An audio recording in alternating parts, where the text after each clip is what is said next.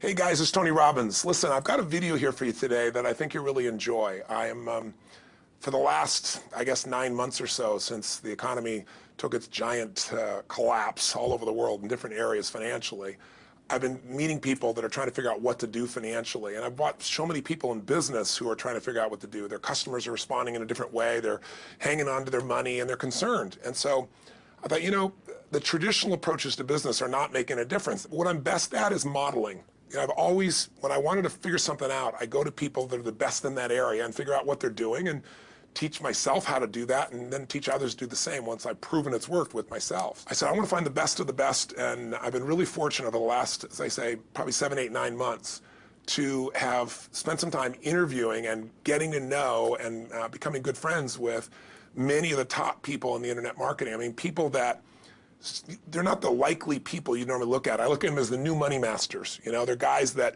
you know, they didn't have the traditional education, and ladies that didn't, but they found a way to add value. So whether you're looking for, you know, opportunity to figure out how to have a second income stream, or you have some form of business you're considering being in or you're in and you want to learn some tools, I thought I'm going to create some great products for this, but I thought I'd just send you out first a neat little interview that I did with them. These guys called me up and said, can we come by? I'd love to chat with you. And I said, well, we're going to chat. Let's put it on film. So we just knocked around, and what they wanted to ask me was, look, you know, we spent enough time with you. We know you know how to get people to take action. I said, well, come on over and let me kind of get inside your heads a little bit. Let me see why you follow through. Why do so many people say they're going to do something and then never follow through? And a few people do something inside their head and heart that gets them to follow through. So I just thought you might enjoy this conversation we've had. It's with Frank Kern and John Reese, two of the best in this industry. And you know, I think you'll find it interesting. Maybe you'll be triggered a little bit to think about what will get you to follow through too. So this is my little gift to you. I hope you enjoy. We got the dialing. Thanks. Tony, what's up? Good thing, man. How about you? I'm good. Listen, we've got a serious issue that I think is affecting our market, and we need your help. We actually don't know if we can solve this problem, but we think that you can. So we want to barge in today. We're kind of riding around anyway. I know you're shooting and stuff, but if you got a couple minutes so we can pop by, that sure would be helpful. Okay, well, I'm honored. If I'm going to help me. Come on over. I look forward to seeing you. Okay. See you, man. All right, man. Bye. Look forward to seeing you, John. Bye-bye. Yep, that's it. So why are we in a hotel anyways? They use this place a lot to shoot stuff because it's got a really nice background. Oh, so really it's nice outdoor filming stuff. different guests and interviews Yeah. and TV commercials? Hey, man. How's it going? Come on in. All right. Thank you. Hey, Hey, Tony. guy. What's up? How you doing, man? What's all this? Doing a little leadership filming, man. That's awesome. Good to see you. All right. Thanks for having us, man. Yeah, you did. Well, come on in. I'm curious to what this major problem is that you're going to see me right away about. This sounds like a setup to me, man. It's a setup, yeah. I told John it was an intervention about his glue sniffing problem. Well, come over and sit on my lap. Yeah, buddy. exactly.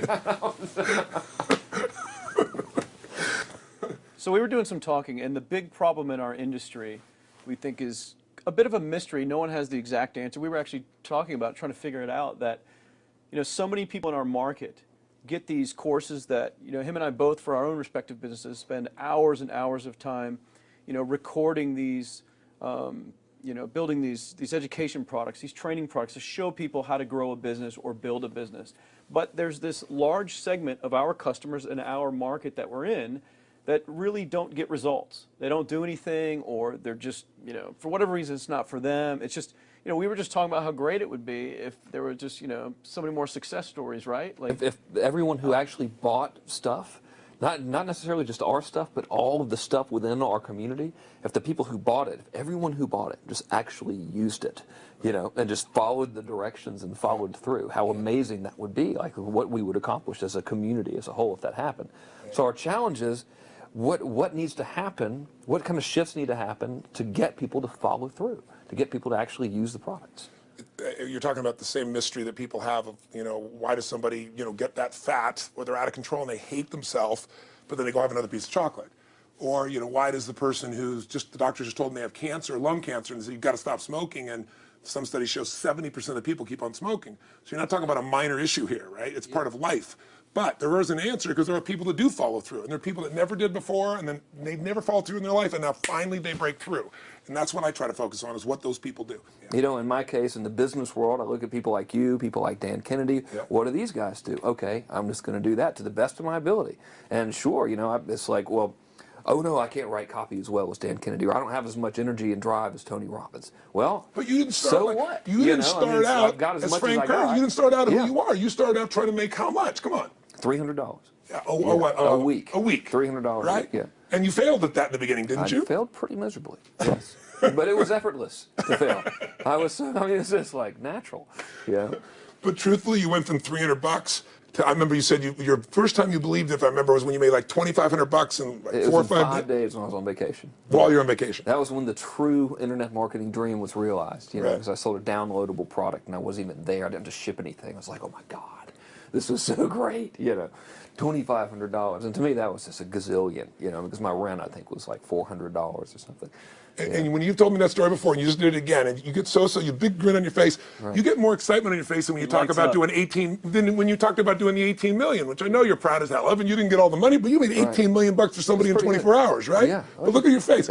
It's like nowhere near as excited as $2,500 in 5 days, baby. Thing, though. The $2,500 is just as, there's no difference. No, there's even more, because there was a moment when you recognized what was possible, but you didn't recognize it until you actually experienced it, but you only experienced it because you had to. Right. You had to keep going until you found it, just like you did. You had to keep going until you found it. And it's like the validation that the fear doesn't have to matter anymore, that you don't, there is no other, that, not having the plan B and knowing that you're going down the one path towards what you want. Yeah. It's the validation in your brain that, hey, this works. It may not work yet on the level I want it to, but it works. I've just proven it to myself. Right. And for that, I win. It's game over. I've already won. Yeah. Because I've proven it to myself. Right. So it validates everything in my mind that I want to do now, just at a higher level, and doing more of it. That's it. Right.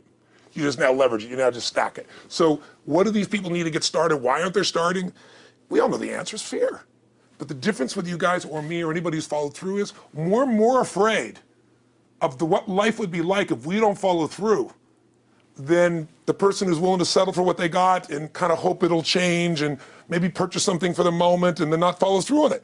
It's almost like people, overachievers, have a little more fear. They're a little more afraid of missing out. They're afraid of not being there, or they got a strong enough reason to follow through. So I'd say if you're looking at home, you want to give somebody some value, go, where do I start?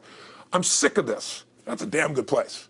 That's probably why they bought the product in the first place, but now they're not. To escape from that for just a minute. What's that? They bought the product to escape from that state. Just for a moment. Yeah. So, because well, guess what? What makes people excited is progress. You don't have to be at the goal yet to feel alive again. You have to make progress. And the first step to progress is making a decision and buying the product. But then they don't do the second step, which is open the damn thing up. I think another powerful distinction that you're hitting on here is the fact that a lot of people that have breakthroughs in their lives, like including Frank and I both in different, success stories, situations, whatever you want to call them, is that, people typically hit rock bottom before that must is a reality. You're right. So in thinking of that, because a lot of things as well, like we hear in marketing, like if you had a gun to your head right now and you had to make money in the next, 48 hours, what would you do? And that really resonates with people. But so I just wanted to bring this into the conversation because I think a big part of the market of all these people aren't people that have their backs completely against the wall yet. That's right. Okay, so they're not in a must situation yet. They're in a desire situation where they're okay in their lives. They do have big dreams and ambitions. They do want greater things, but it's not pushing them yet to the point where they will do what it takes to master have the something. Must. So what do you think? How do people go from not having their backs against the wall when they have no choice to say, I'm totally sick of this, to conditioning their minds to go from their situation where they are, which may be okay, to getting something greater? Well, think about this. What pisses you off and what excites you is all relative. $300 a week, no, $2,500 excites him more, that memory to this day, than even the $1 million, he did in his first 24-hour version, right? Or you breaking the 4-minute mile, $1 million. That must have been out of your mind. Tell me about that for a second. What did that feel like? You make $1 million in 24 hours. Nobody in history of the internet's done it. Euphoria. Yeah. It was unbelievable. What was your? It wasn't even about the money. That's It's just exactly weird. right. That's exactly It wasn't right. really about the money. No, it wasn't. I wasn't thinking like, oh, that's how many cars I can buy. Or, No. it just wasn't. It was just breaking through like another like barrier of progress. So at that point, it wasn't about your back to your wall. At that point, what it was really It was about... a further point for my fear, is what it really was. Further point for your fear, and for some people, and I think in some cases, it's also a recognition of who I am and what I'm capable of. So for somebody whose life is already great, this is about, what if I could take on another skill that could create more freedom for my life? And just saying, I'm not having to go out and try and do it all perfectly right now. What I'm going to do for the next 8 weeks, I'm going to create a little ritual. I'm going to do one thing a day to condition my mind, right, so that I get strong, so I follow through. I'm going to read something. I'm going to listen to something. I'm going to immerse myself. I'm going to go for an intense jog, or I'm going to go lift weights, but I'm going to do it consciously to get in a state where I'm going to follow through. That's number one, because people follow through when they're in state. Second, I'm going to get clear about why this is a must for me. It's not because my back's against the wall, but because I want to master an area of life that could create some freedom. I'm not going to master it overnight, but I got the system, I got the plan. I'm going to do one thing a day. I'm going to work on one subject a week. This week's going to be about figuring out what the right product or industry is. Next week's going to be basics of building traffic. And each week I'm going to make a little progress, and I'm going to get to a goal, whatever that is. I'm going to make $1,000, my $300 in a week. I'm going to get to my $2,500. That first $2,500 is the most excited. Unbelievable. The first $300. I remember It's life-changing, too. It is the most life-changing. I remember I was supposed to be a truck driver, making $24,000 a year because I'd be making the most anybody in my family had ever made. How'd that work out for you? Yeah, real well. Thank God I'm not driving a truck, right? I think you could pull the truck. I figured out I could like pull it with my finger, man. I could do it with my teeth. I could pull it with my teeth, right? 36 grand a year was the goal. If I could make 3 grand in a month. When I did that, it was out of my mind. And then it was like, could I make 10 grand a month? Then it was 10 grand in a day, then 100 grand a day. Then could I make $1 million in a day? I had a day where I made $400 million in a day. The stock value of the company I took public, my personal stock. But it was probably after I did it, though, so it doesn't really count. I'm just joking with you. You're right. People don't remember who was first, Tony. 400 million, $1 million, it's all who cares? the same. Who cares? No, I'm not saying that's to brag. amazing, though. I'm not saying to brag. of course. It's because they told me when I was on stage, I had this audience of about 15,000 people at the Continental Center. It was during a stretch break. I was doing what I loved, rocking the house. Everybody's going crazy. And they go, the stock's worth $400 million right now. I was like, wow, that's cool. It's like, okay, that's, no one sounds stupid. It's like, what's next? And I went right back to what I loved. Once you break through, then it just becomes a game. The people that are getting your products have not yet broken through in most cases. The breakthrough happens by conditioning your mind every day, by feeding it a role model or story. It's putting yourself in a peak state where you follow through by getting physically strong. It's creating a little ritual of doing a little bit each day, and then you get momentum. But the most important thing of all is what we started out with. Why? Absolutely. Why is it a must for you? It doesn't have to be you're against the wall, but it has to be something you're hungry for, because the only difference in people is hunger. And if you're not hungry, get around people that are hungry and something will hit you. You watch a conversation, you get around people that are doing better, and all of a sudden you start going, my life sucks. I remember I went to a guy in LA. He's one of the most multi-billionaire guy, I'll never forget. And I lived in the Del Mar Castle, and I was really proud. That was like the symbol of me having taken myself from being poor to providing for my family this great place. It's built from castles in Europe overlooking the ocean, not far from you. And I went to this guy's house. He's a billionaire. He took me down to his wine cellar. I don't even drink wine. Went through this whole thing. At the end of the night, I was depressed. I lived in the Del Mar tenement, as far as I was concerned. I really was. I was like, I live in a crappy place, and all my standards changed. All of a sudden, I wasn't willing to settle for living that. All of a sudden, my back was to the wall in a different way, because as a man, I knew I was capable of more. So people can change their standard by getting around where it's better. People can change their standard by getting associated with what's true, like the bills they got to solve, the problems they got to do it. Or they can do it because they're excited because it's something new they want to take on. Everyone's different, but they got to find the why, and they got to come up with some daily rituals to get them going, and just do a step at a time. That's where you get momentum. Awesome. That is awesome. So, think about what's the holy grail between somebody taking action or not. It's one word: certainty. When somebody is absolutely certain, the common word is believe, right? But you can believe at a general level, or you can believe what's certain. When you're absolutely certain that if I do this, it's going to get that result, and that result's going to change my life, you'll do it. When you think it absolutely is not going to work, you're never going to do it. The middle no man's land of maybe it'll work, maybe it won't, that's the piece that kills people, right? So if it's a must for you, you got to make it work, right? In our case, right? That's an example. If it's not a must for you and you're not sure, you don't know what to do. So years ago, I'd look around and say, okay, how do people get themselves to follow through that haven't been following through? What's the difference? And I started interviewing hundreds of people, literally, and eventually thousands, because I had thousands of my events. So I'd ask the group to give me their feedback. And I came up with this model. It's like the holy grail of belief, or the holy grail of momentum. It's like the difference between what makes the rich get richer and the poor get poor, right? And the difference we all know is mindset, but like, how's that built? So this is what I did. I created these stupid little 4 little boxes, and I'll scribble it here for you. You think about the first thing that determines whether you can do something or not, and I put that in this first box at the top here on the left side, and it's potential. Like, what's the potential of a human being? Like, when you guys started, you proved something no one had done in history. You ran the 4-minute mile, right?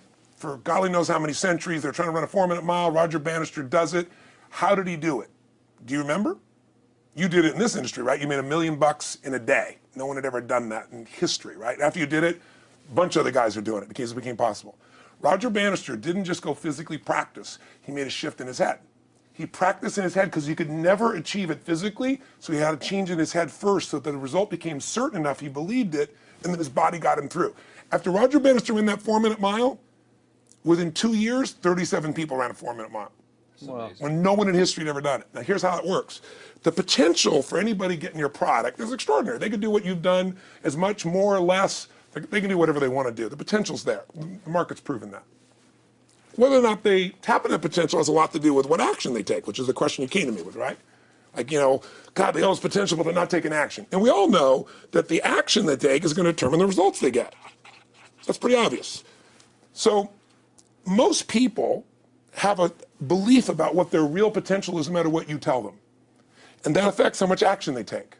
And of course that affects the result. And then ironically, that result reinforces their belief. And then that belief affects it. So I'll give you an example. Let's say a person has unlimited potential, we all agree. But they take little action, little results. Why? Because they have to start with a problem with their belief. They don't believe it's really going to happen for me. Maybe for Frank Kearns because he's got the cool hair and stuff, or maybe it's for you because you're so driven, but it's not me. Maybe Tony Robbins because he's a freak, got these big teeth. Whatever their thought process is, right? They got this thing, right? But what happens is, if you believe that there's very little potential, how much action are you going to take? Nothing, little. And when you take little potential with a little action, what kind of results do you get? Lousy little results. And when you get little results, what does that do to your belief? You go, see, I told you this was a waste of time, told you this wouldn't work. And then what happens? You tap even less potential, you take even less action, you get even worse results, and your belief gets even weaker. And this sucker feeds on itself until you are in a downward spiral. It's poisonous. It's poisonous and it's self-fulfilling. Now, what if something could happen that could come along and fill you with a sense of absolute certainty? Not like I believe, but mean where you know. In you guys' case, mine as well, we knew because we had to. Because we burned the boats. There was no other option. We had to find a way. We weren't going to live that way. We all did it in different ways and for different reasons, but in essence, that was it. If you get yourself in a state of certainty that this is going to work, I'm going to find the way, and if this doesn't work, I will make the way, then you tap a lot more potential. And when you're certain in your potential, you take massive action. When you take massive action, you really believe in something, you get great results. When you get great results, your brain goes, see, I told you I was a stud. I told you this thing would work out. Now you're even stronger. You tap more potential, take greater action, greater results. That's how you went from $300 in a week to $2,500 in 5 days to $100,000 in a month to $1 million in a day. Same thing with you. And we get momentum. That's why the rich get richer and the poor get poorer. Now some people go out and they go, well, I'm going to take a bunch of action. All right, I'm going to open this product. I'm going to try it. And they'll say to you, I even did it. But it's like a salesman who goes and knocks on the door, and he knocks on 100 doors and says, you don't want one of these, do you? yeah, exactly right. You know? And even if he doesn't say it verbally, his face says it because he doesn't believe it's going to work. So his voice, his body, the execution is so weak. Maybe if he talks to 100 people, somebody's going to buy out of pity. They don't want his kids to starve, right? But he's not going to get the result. So the core difference in people is how do you produce certainty when the world isn't giving it to you? You go out and you try, in your case, you're 100,000 in debt, nothing's working.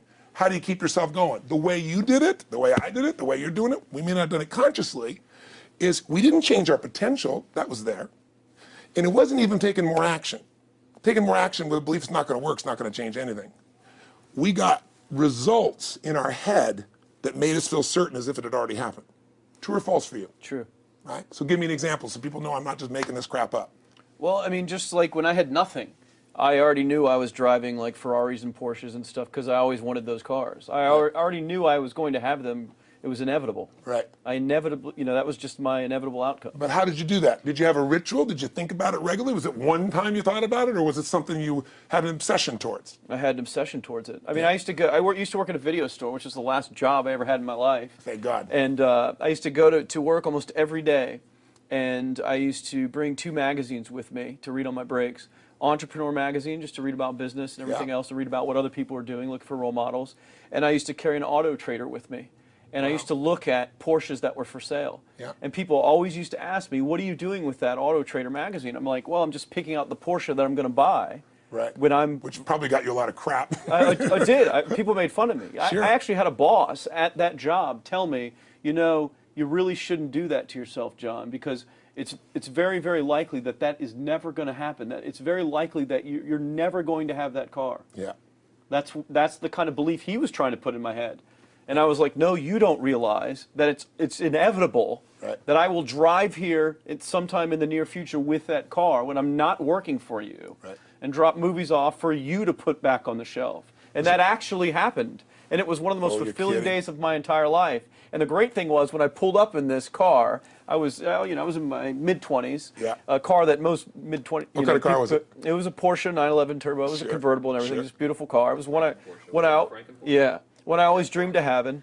But, for a few years I always circled the ads of which ones I was going to buy. Well, when I finally got it and I pulled up at the store, I had all these people, some people that were still working at this $7 an hour job were there years after I left. And I'll never forget this, even the boss and stuff, and the reaction of the people was like, wow, that is awesome. Yeah. Is that your dad's car? And all I said to them was, not exactly. Good for you. And I just smiled and just left. But it was, it's the weirdest thing, but I just knew it was going to happen. But you knew it because I conditioned myself to you did it over and over again. When I was in high school, I was not a popular kid, but I was passionate and intense, and I'll never forget. Some particular girls gave me some crap, and a guy too. And I wrote in their journals or their annual yearbook at the end, I wrote, someday, I said, you treated me like hell. Someday I'll be rich and famous, and you'll be an effing truck driver.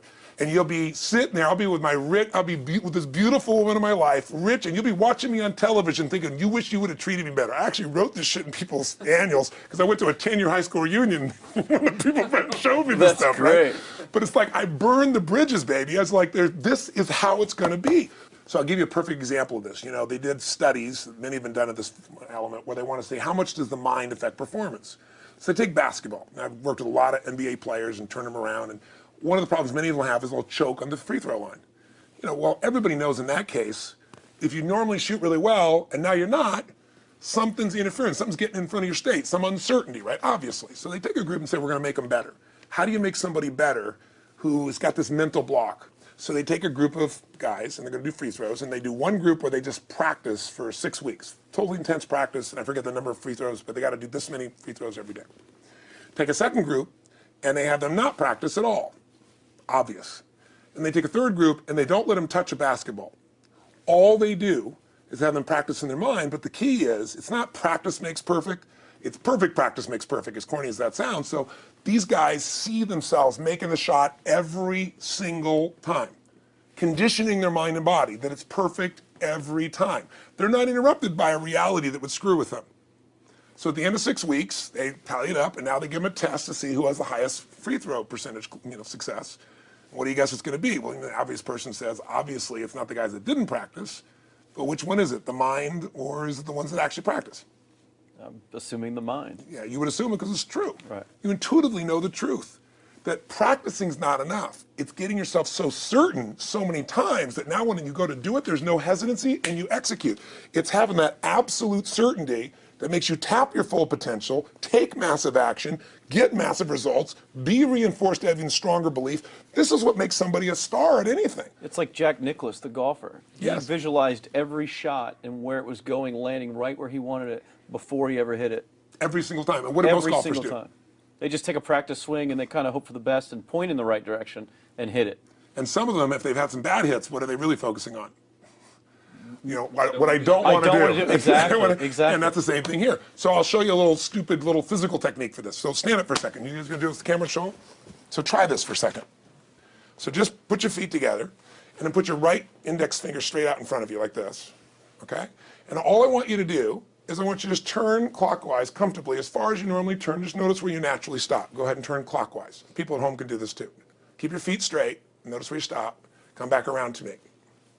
Back around to me. Pretty good. Okay, good. Yeah, you're really good at this, right? Drop your hand. Now let's do something really simple. Close your eyes. And you don't even have to visualize, just feel. I want you to imagine your finger coming back up again. And this time, see and feel it coming up. Don't actually make it happen, but feel like it's happening. Imagine in your mind that you're actually doing it. You're seeing it, you're feeling it. And then make it like a game where you turn twice as far this time. Like you're a little kid, you know, somebody measures you and you go, I'm taller, come on, measure me this week. And that desire to do a little further.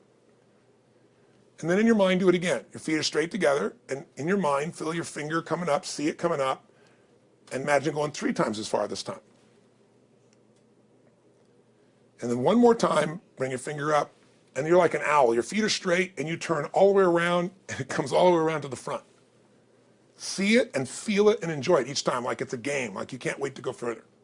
And you know you do, every time.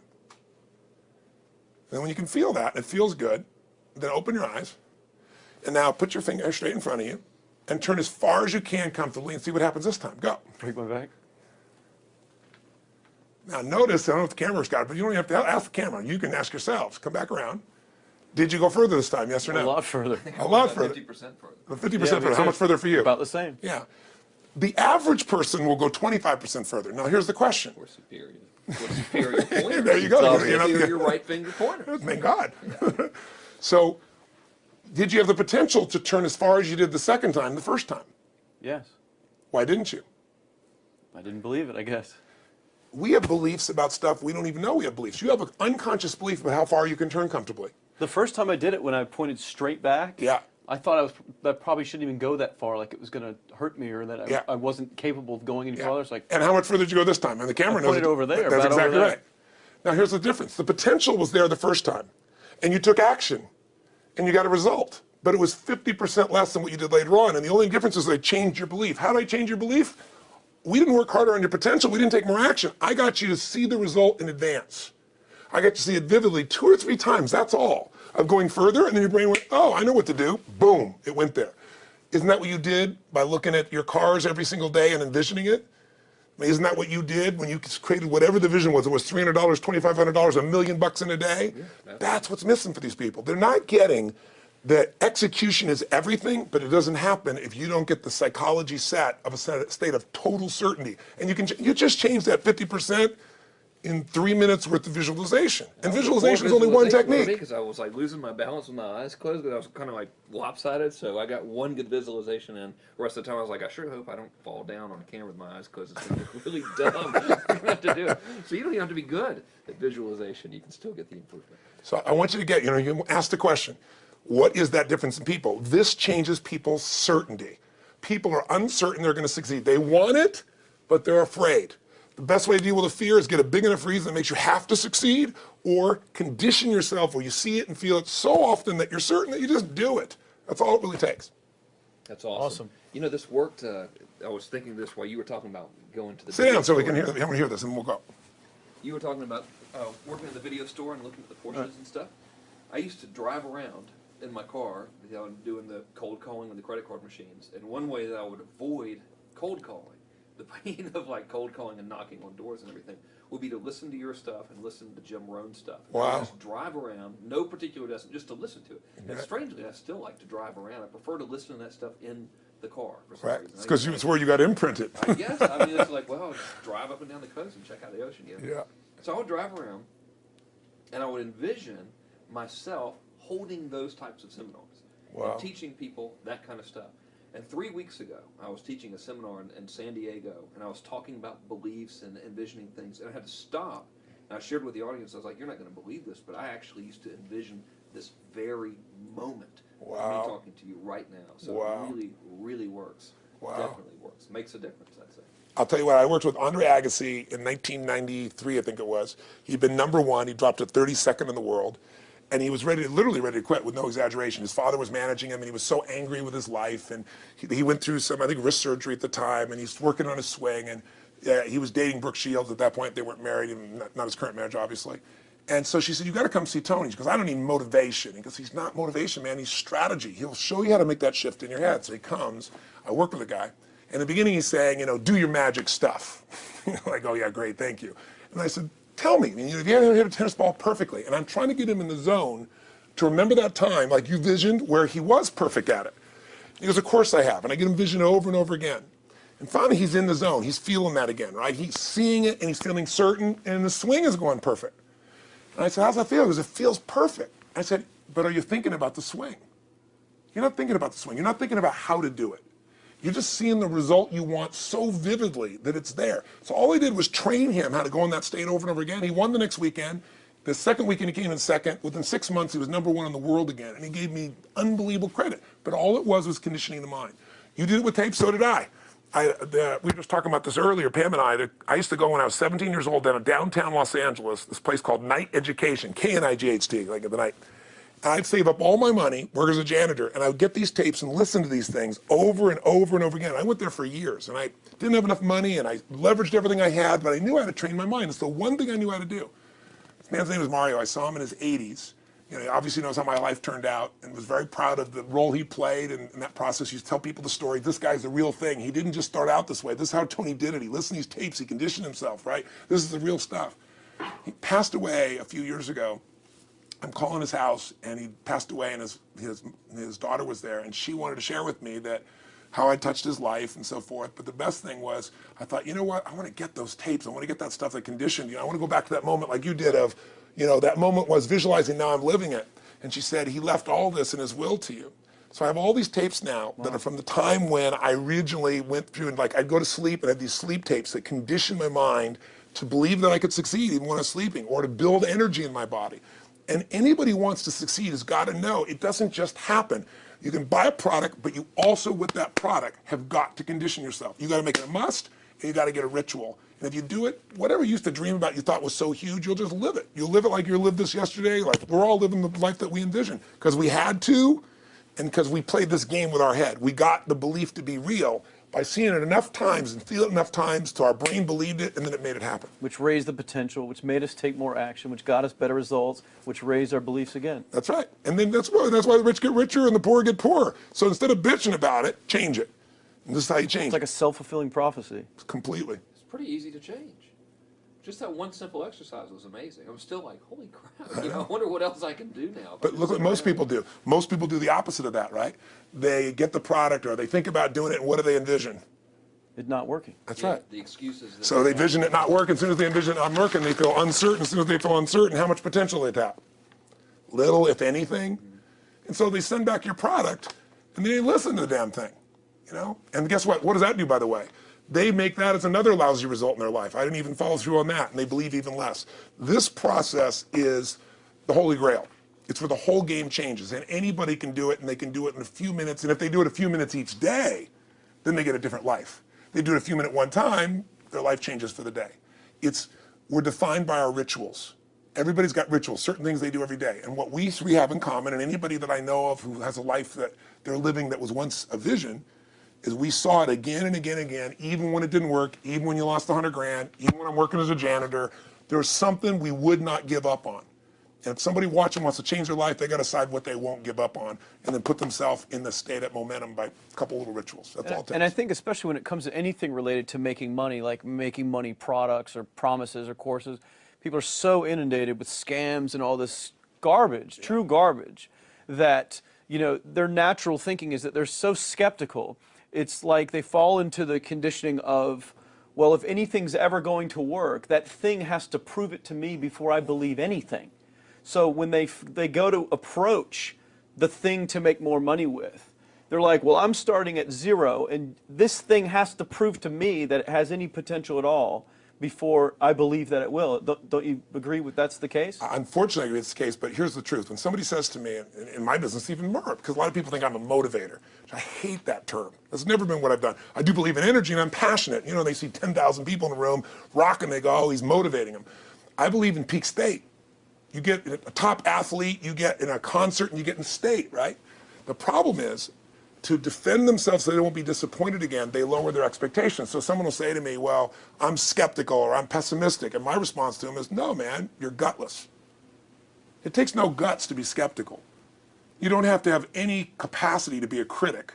And now with the web, you don't even have to own that you're the one being the critic. You can burn somebody and, anonymously, right? I said, you know what? It takes guts to believe. And if you think something's going to do it for you without you putting your guts on the line, you might as well forget it right now. So this idea that I'm skeptical or they got to prove it to me, it's the biggest lie. What that really is your fear talking. You're so scared of failing, you don't even want to get your hopes up. And if you don't get your hopes up, you might say, well, what if they get their hopes up and somebody gets disappointed? How many disappointments have we experienced in our business careers and in our lives? The difference is some people take disappointment and let it destroy them. Other people take disappointment and let it drive them. And you get to choose. Are you going to turn this thing into why it didn't work and a bunch of stories and excuses? Or are you going to take this thing that didn't work and figure out what are you going to do to make it work? And it may not happen the first time, the second time, the third time, but the people that are relentless find the way. And it's the common denominator in all these guys that are kind of our friends or family, money masters, the new money masters is they all did it with will. Nobody here inherited this stuff. Everybody figured it out and keep figuring it out. And it's going to keep changing. And you say, you know what, 1% of 99% of the money being made is being made by 1% of the people because only 1% of the people will condition their mind and condition their body and follow through some daily rituals. The rest will tell a story about why it didn't work, how it wasn't their fault. And you got two things in life. You got results or you got a story, And too many people think that that 1% is somehow entitled to it and they're not, which is, it's just all in the head. It's all in the they head. believe. It's all in the head, which can be changed with some conditioning, basic conditioning. You just proved it. Yeah, to us. That's fun. That's why I made Get the Edge and Personal Powers, because I understood that from the very beginning. Originally it was 30 days, and years later people would say, I've heard all the great results and everything else, man, but I don't have 30 days, and I'd be behind the glass, focus group, watching these people want to shake them, like, you don't have 30 days to change your life, I thought, okay, I'll make it 7 days, just one, because after 7 days you get momentum. I mean, think about it. When do people's lives change? In a moment. It doesn't change in 10 years. Your life may have sucked for 10 years, but there's one moment when your whole life changed, the moment you decided. When you said, no more, and I'm doing it, and you kicked yourself in the ass, and you made yourself go do something, right? When you finally said, enough, no more, I quit, or let's begin, or I love you, there's a moment when somebody's life changes. And that can be gotten in a couple of days. So people watching don't have to wait until they've mastered everything. They got to get started and do what's next, and just put themselves in a state where they start making some progress. Well, there it is. I think that's the answer that can help solve that problem with a lot of people. They'll just pay attention to it. And do it. The bottom line is, all three of us and some of the people that we consider as family that are part of this process, we've all done well, and we don't need to do this stuff. We're able to do the stuff because underneath it all, people can see in your eyes, Frank, when you talk about $2,500 you made that day and the joy, right? Or you talking about not willing to settle, and just, I don't care what they say. They tell me I'm going to sit here and I should lower my expectations. I'm going to be driving my car in here and they're going to be delivering a video to me. There's something inside of every human being that will make it click, that'll make it so that today is not like yesterday and tomorrow will be different forever. And that process is an emotional hook. And what I hope is people watching this stuff, maybe something in here will piss them off enough or remind them of something or say there is a plan and it isn't just luck. And if I just get my big enough why and I get a little system for conditioning myself, and if I start to feel overwhelmed, I just do one next step. And I keep learning and keep moving forward, I will get there. And if we accomplish that out of this conversation, then this conversation was kick-ass and fun, not just for us, but it'll be something that we'll be really proud of a long time. Whether that happens or not really has nothing to do with us, but whether or not people take it in as real and do something with it. I hope they will. I think a lot of people will. I think they will. Thanks a lot. I think it was awesome. Thank you. That's been a I blast. Appreciate it. your shoot here. Yeah, going back to the next one. Yeah. Thanks, guys. Thanks. Yeah. Thank Appreciate you. it. Really appreciate it.